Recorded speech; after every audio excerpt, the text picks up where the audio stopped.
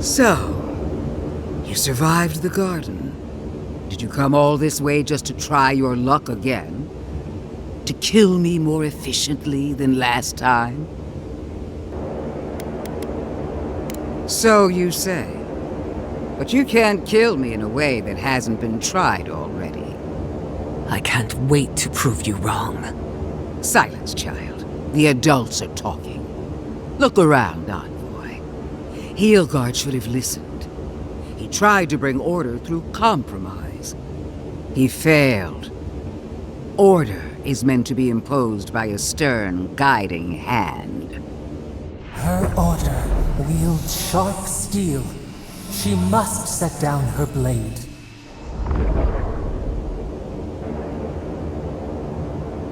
Don't insult my intelligence or my commitment to the cause. Treaties can be burned. The hands which shook over whatever deal you struck can be lopped off at the wrist. As for you, Sapadal's chains are broken, which means your soul is in their grasp. I don't know how deeply you've been compromised, Envoy. And if I don't know, then I cannot suffer you to live. Judgment has been passed. Now comes the sentence. Steel yourself, Envoy. Make this a fight to remember, even in death. We would not welcome her death. There is still ample shade for her beneath our tree.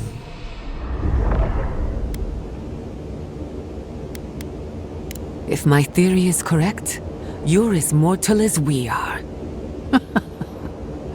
Explain.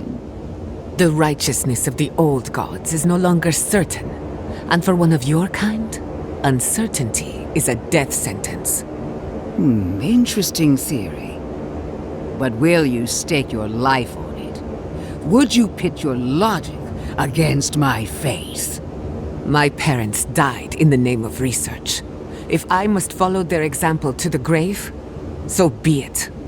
Then we'll see who triumphs, child. That child will kill you if you're not careful, and I'll enjoy watching her do it. Farewell, Envoy. There's no coming back this time. Prepare yourself for the next world. You won't be missed, Lodwyn. Once I'm done killing you, your god of death. Someone's eager to do that. We are every seed in the soil. We will always grow. Come on, let's kill him over here. One last time.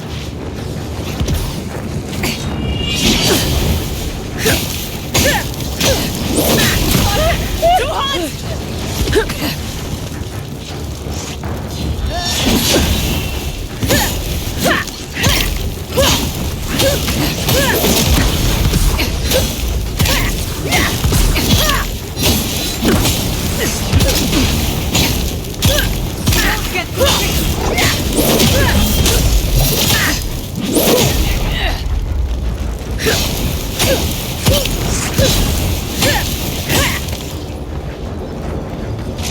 Whoa, Nicholas! Queen among queens! Send me your aid!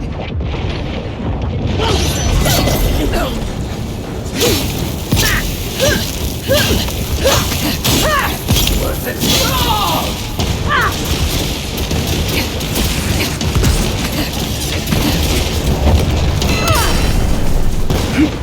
Grow up! Your days are numbered. Godspeed! Couldn't have done it better.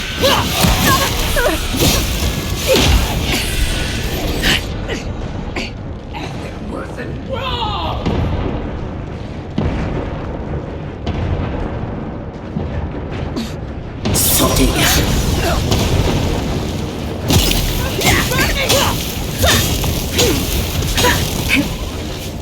Grow up!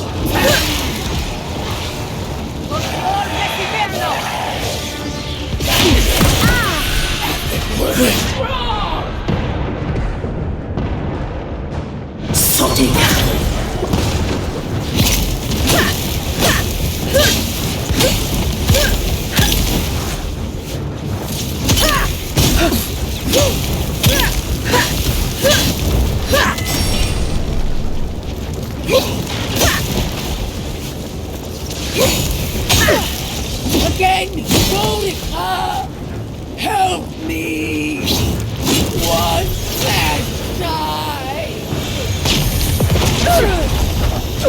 wasn't wrong!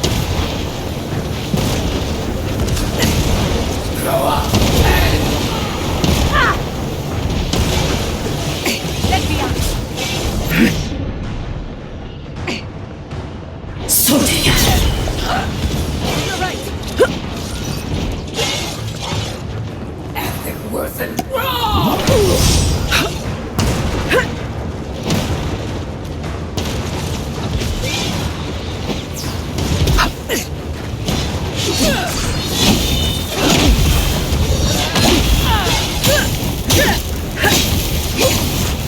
Watch your right!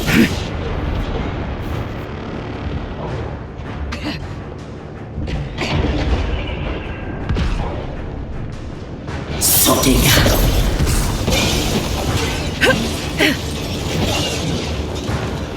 it wasn't wrong!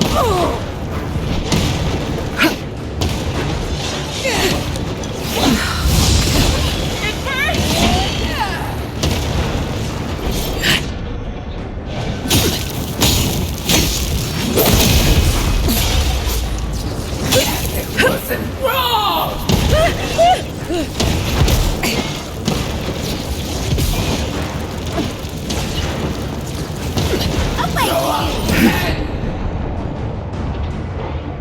Sorting it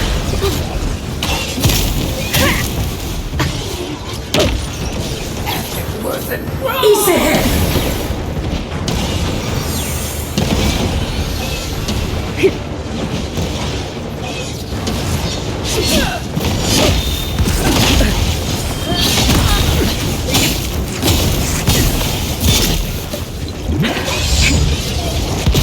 It wasn't wrong! Oh, that's hot. Sorting On the left!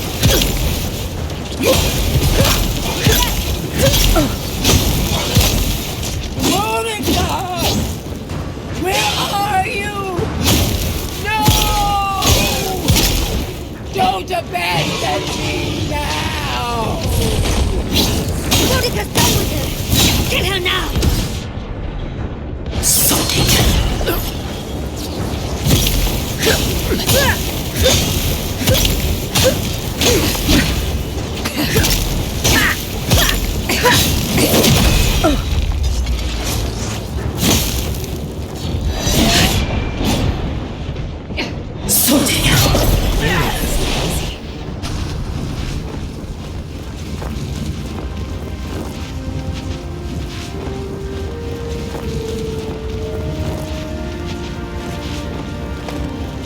Wherever Lodwyn is now, she must be seething.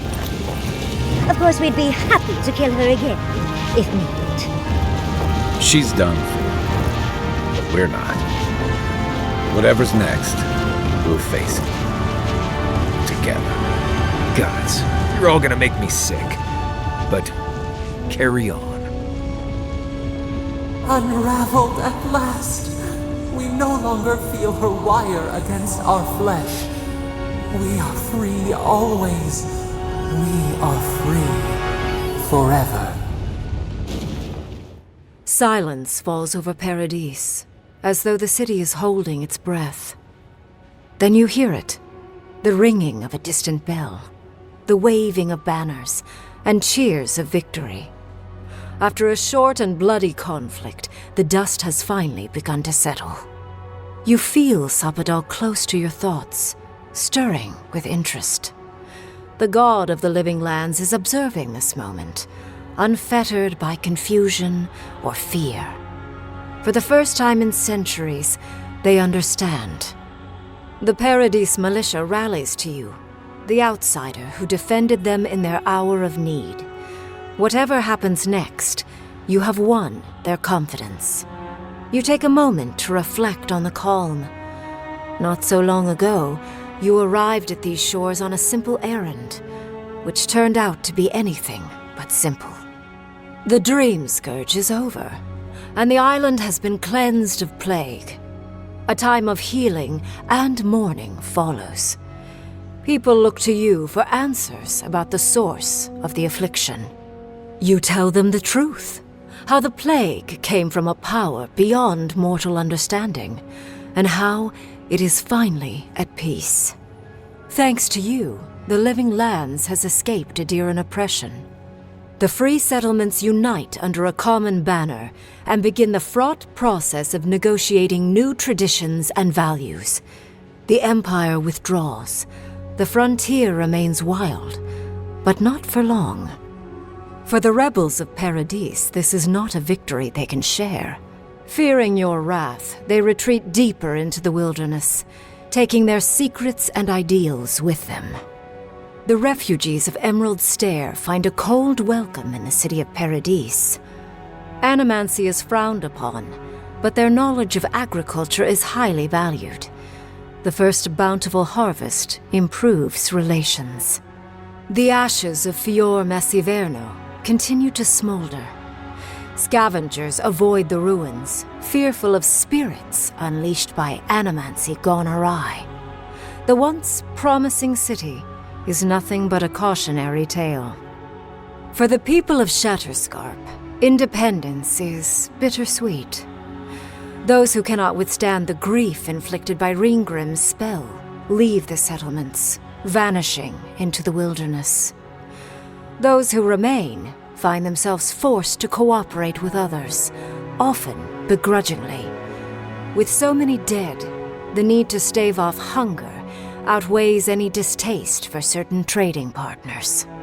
Solace Keep clings to its long-held isolation at first. But after mourning her friend Kostya, Mihala reluctantly deigns to open the doors of the fortress. Some dwarves greet newcomers with glee. Others still mutter darkly about outsiders. Mihala flounders in her earliest negotiations with the rest of the Living Lands, but slowly learns compromise.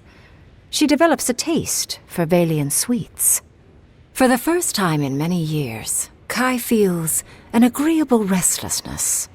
Not to flee, not to drift, but to venture. He visits the distant shores Tama told him about, and savors the modern marvels, ancient wonders, and breathtaking expanses he beholds. His heart swells, not with grief, but with awe.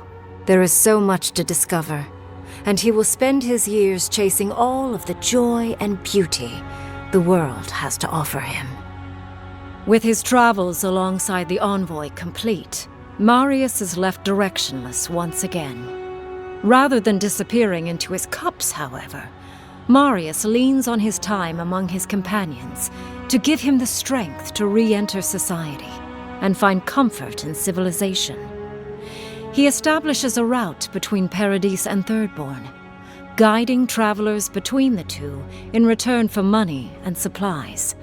And while he has a reputation for being aloof, he joins the campfires from time to time, sharing stories of his time with the envoy that most travelers believe are completely made up.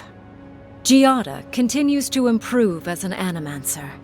She dedicates her work to the spiritual health of the Living Lands, nurturing instead of exploiting. Others follow her example, seeking her tutelage from lands far and wide. In the years to come, rumors spread of a secret society gathering in the wilderness, where animancers work in harmony with nature. The dream of Fior Messiverno lives on in her. No longer under the threat of imminent death, Yatsley returns to the Animancers. Reunited with her beloved Quilici, she helps him and the Animancers as they put their lives together after the attack on Fior Messiverno. Eventually, she even has something nice to say to Vidaro. As the days pass in contentment and relative peace, Yatsley is struck by the persistent feeling that something is missing. Though she still devotes herself to her studies of both the arcane and the godless, the restlessness never goes away. Freed from torment for the first time in centuries, Sopadal turns their prodigious curiosity to the people that shaped them. They observe the ways their people live and they think deeply about what they see. Though they flinch away from moments of violence, and they grieve souls returned to them too soon, the rage that once shook cities to rubble no longer rules them. Instead, they come to you with questions. They want to understand. After a time, they begin tentatively to garden. Where they can, they improve the lives of Kith, and the suffering that troubled them is reduced, if never fully eradicated. Their grief compels them to love, and they love unreservedly, with the power of a god. Sopadal pours a fragment of their power into the statue they claimed from the temple of Aethys. Newly embodied, they roam the living lands and learn to experience the world as Kith do. Their first attempts at locomotion are clumsy, and a stand of innocent trees is violently returned to the wheel. But as their confidence grows, so does their grace. Soon, they are bounding across the plains of eastern Dawnshore, leaping the river gorge in Emerald Stair, scaling the shark's teeth of Shatterscarp, and fearlessly wading into the Tusk's acid sea. When they break, they come to you to put them back together. And in time, they learn to fix themselves. They wander far afield. You see less of them, but they are never far from your thoughts. And on the rare occasion they return, they always bring you something beautiful and strange.